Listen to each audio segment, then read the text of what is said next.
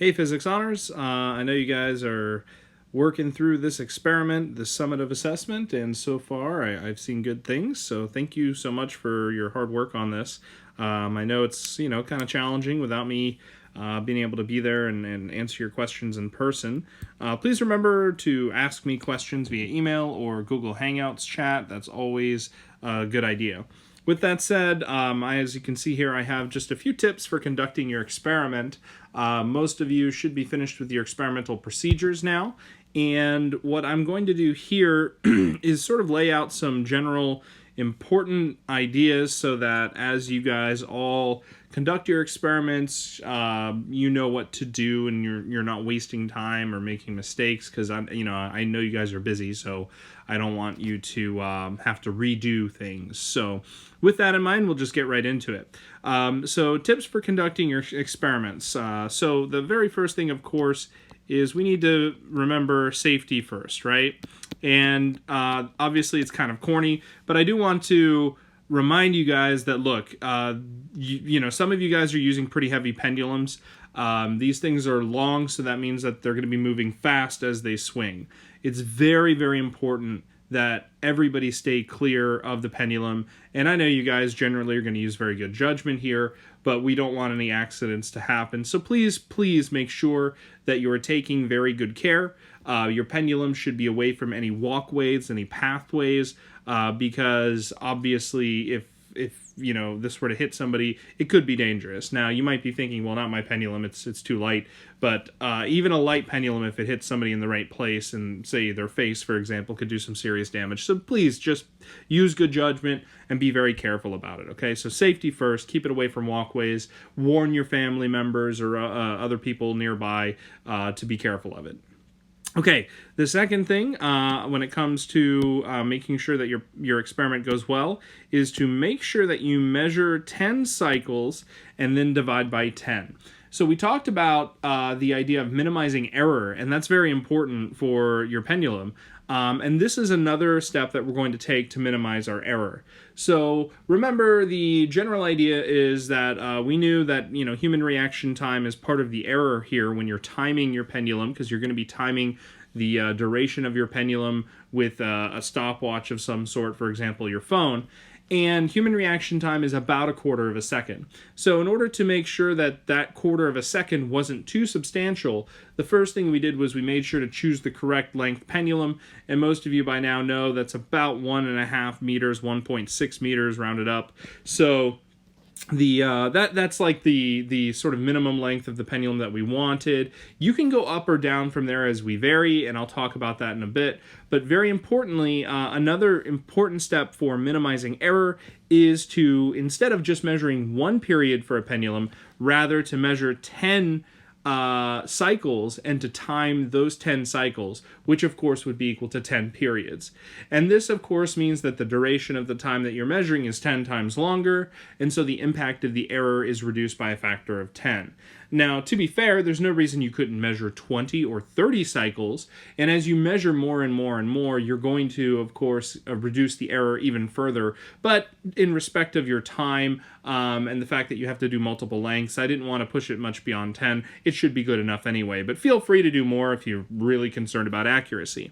With that said, I also want to address what it is that a cycle looks like, because that's actually something that's very important for us here.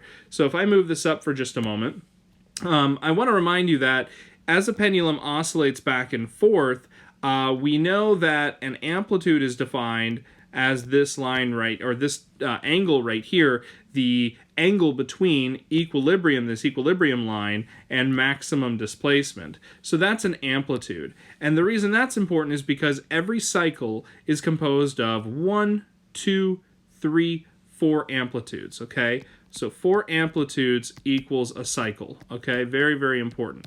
And you're going to be measuring 10 cycles, okay? So you want to make sure you get that right. So to make sure that we understand what that looks like, I'm going to go ahead and sort of animate it a little bit here, which is easy to do in Notability. If I take my pendulum here and I pull it back and I release it, then we can start counting cycles. 1, 2, 3, 4, 5, 6, 7, 8, 9, 10.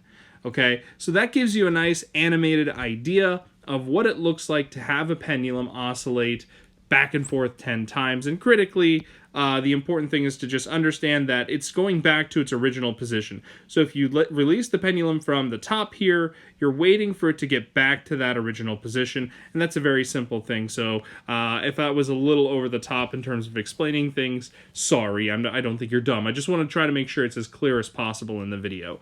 So hopefully we all know that you have to go through 4 amplitudes in order to get 1 complete cycle. So for a total of 10 cycles, that would be 40 amplitudes, but that's not particularly relevant. And of course, you're going to be timing, you're going to figure out how much time is it for those 10 cycles.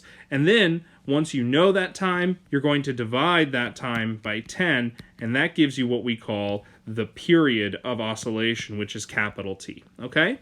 The next tip for making sure that you have a good experiment is to make sure that your data table is adequate. Now, because of the fact that you're going to be measuring time, t, which is not the same as a period, then you're going to have to make a calculation, which is, of course, to divide that by 10. You want to make sure your data table can accommodate this, so you might as well make a data table that looks something like this, okay? So if you look here, we have 3 columns. The first column is for the length of your pendulum, so the first length might be something like 1.6 meters, and then you're going to measure the time, and this is the time, the middle column here, that's the time for 10 cycles, okay? So, you know, let's just suppose, I have no idea what the correct answer is here, but let's just suppose you do this, and actually I can figure it out. It would be about 20, let's say it comes out to about 26 seconds, okay? So you do this, and you get 26 seconds. What does that mean about your period? Well, it means, of course, that you have to divide this 26 by 10, so your period is going to be 2.6 seconds. Oops, and I don't need to include my units there because I already included them in parentheses up top here, here, and there. So very important to keep that in mind. That can be useful. So hopefully that makes some sense to us, that we understand that we have our period on the right, which is the time that we measure divided by 10.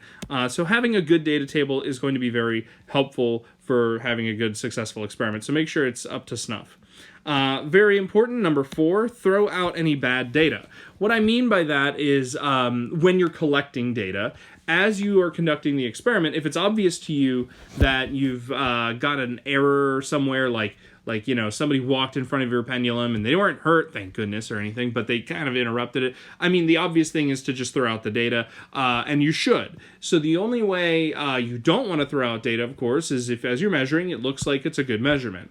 So if there's no obvious reason that you shouldn't keep the measurement, you should keep it. But if something goes wrong, where something happens and you just know, oh, I pressed the button way too late, or when I pressed it the second time it didn't stop, don't keep that. Just redo it and make sure that your data is high quality. There's no reason to adhere to any sort of craziness when it comes to not throwing out your bad data.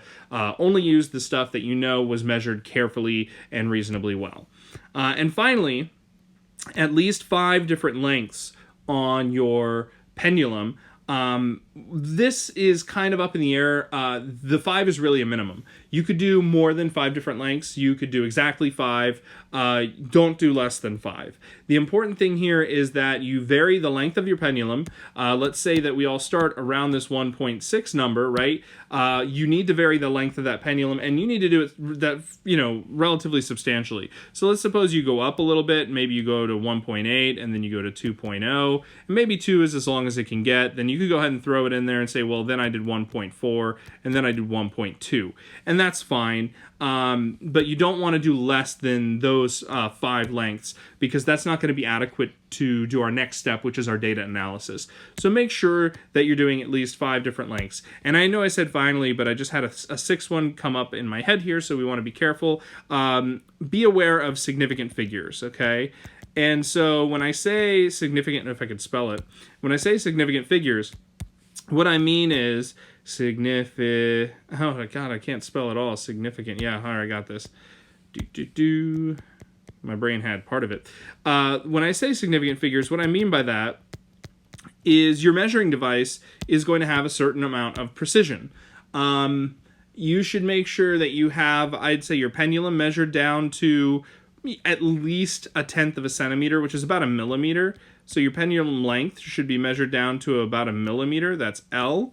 And your time should probably be down to the tenth of a second. So I'd say, that means like 0.1 seconds. So that's the time that you measure. So if it's 27.4 seconds, then make sure you write down the 0.4. Okay? So don't just arbitrarily cut things off. Make sure that you're measuring reasonably well. Now, another thing that you might keep in mind, you guys probably don't have a meter stick at home. So if you're measuring with, say, a tape measure, tape measures are a little more difficult to use than metric because, of course, they're not by tenths, they're by twelfths. So just keep in mind that like an individual line on a tape measure is going to be a multiple of 24, a multiple of 12. So it could be 1/12 of an inch, it could be 1/24 of an inch. In any case, after you've measured your length, you will have to take whatever that is in inches and convert it to meters. So your precision should be down to, a tenth of a centimeter or so, or a twelfth of an inch. That's fine. But you do need to eventually get that into meters. And if you wanted to, you could add another column for length here that's in inches, and then you could have one for meters, but that's not strictly necessary. It's up to you in terms of how you want to keep track of that. So measure carefully with significant figures. Make sure you don't throw numbers away needlessly. So if your stopwatch is giving you a number, use it. And if your tape measure is giving you a number, use it. And then when you're calculating, remember the general rule is as you multiply and divide, which is what you guys are going to be going by, you're going to be keeping the least number of significant figures, right? And that goes back to our lesson from September on significant figures. When you multiply two numbers, you always keep the lower of the two numbers. So if I have 25 times 4.0000, then this digit, or this right here, has 2 sig figs. This right here has 5 sig figs. So when I write my answer, and actually just to make things a little bit easier, I'm going to change my number here to say 20 with a decimal. So this has 2 sig figs on the left, this has 5 sig figs on the right. If I multiply these two, my answer of course is 80, but I need to have 2 sig figs, so I put a decimal there, and that's my answer. I'm not going to use all these significant figures out here. I'm only going to keep the one that has the lower of the two. So to recap real quick, safety first, please be careful. Make sure you're measuring 10 cycles. Divide by 10. Remember, one full cycle is 4 amplitudes back and forth, back to where it started. Make sure your data table is adequate and up to snuff.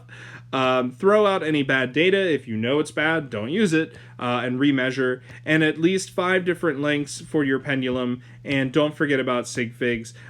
Keep the numbers that your measuring devices give you. And when you start actually calculating, always go with the lowest number of sig figs. So guys, I hope you have fun with this. I hope it's making some sense to you. Thank you so much for your effort, because I know it's sometimes hard to whip up stuff, at home with, materials. So I hope you guys are staying safe. I hope you're having fun, and I will talk to you again soon. Thanks.